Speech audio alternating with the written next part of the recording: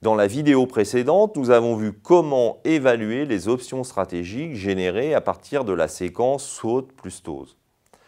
Maintenant, vous avez évalué ces options stratégiques qui constituent autant d'axes de développement stratégique pour l'entreprise sur les 3 critères que sont la pertinence, autrement dit la cohérence de l'option stratégique avec les conclusions des diagnostics internes et externes réalisés sur l'entreprise, l'acceptabilité par les parties prenantes et 3e critère, la faisabilité.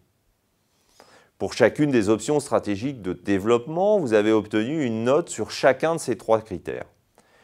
Il ne vous reste plus maintenant qu'à consolider l'ensemble dans un tableau dans lequel chaque ligne correspond à une option stratégique.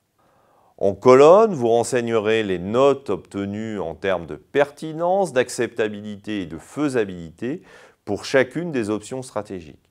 Puis vous réaliserez le produit de ces 3 notes pour obtenir le score final obtenu pour chacune de vos options stratégiques. Mon conseil à ce stade est le suivant. Le score obtenu par chacune des options stratégiques ne doit pas être la somme des notes obtenues sur chacun des critères, mais bien leur produit. Cela permet l'élimination de certaines options stratégiques. En effet, même si une option stratégique obtient toutes les garanties de faisabilité, elle ne sera pas actionnable si son acceptabilité par les parties prenantes est nulle. De même, si une option stratégique est plébiscitée par les parties prenantes, mais que sa faisabilité est compromise, alors cette option stratégique obtiendra une note proche de 0. Une fois votre grille de hiérarchisation réalisée, vous serez parvenu non seulement à identifier vos options stratégiques, mais également à les classer selon leur degré de pertinence, d'acceptabilité et de faisabilité. Attention, vous l'aurez peut-être remarqué en évaluant les options stratégiques, il existe des zones de recouvrement entre ces 3 dimensions de l'évaluation des options stratégiques.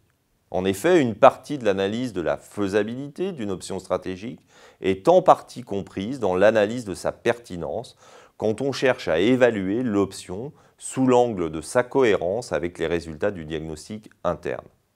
Si la décision est pertinente du point de vue du diagnostic interne, c'est-à-dire en d'autres termes cohérente avec la capacité stratégique de l'entreprise, alors on peut considérer qu'elle est faisable. L'entreprise a la capacité, les ressources et les compétences de la déployer.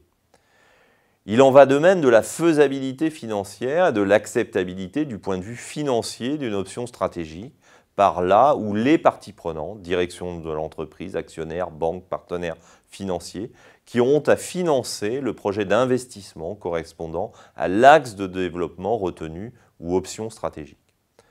Dans la même logique, l'analyse de la VAN, valeur actuelle nette de l'investissement, l'évaluation du délai de retour sur investissement ou même du ratio d'endettement ont une double résonance. Elles vont d'une part déterminer la faisabilité financière d'une option stratégique, autrement dit l'entreprise a-t-elle ou non les moyens financiers de mettre en œuvre l'option stratégique de développement, et d'autre part déterminer son acceptabilité par les parties prenantes. Que peuvent-elles en attendre en termes de retour sur investissement? Ce retour sur investissement est-il à la hauteur de leurs attentes et couvre-t-il le risque pris? Loin de remettre en cause la portée et l'utilité de la démarche tout entière, vous devez garder cela à l'esprit.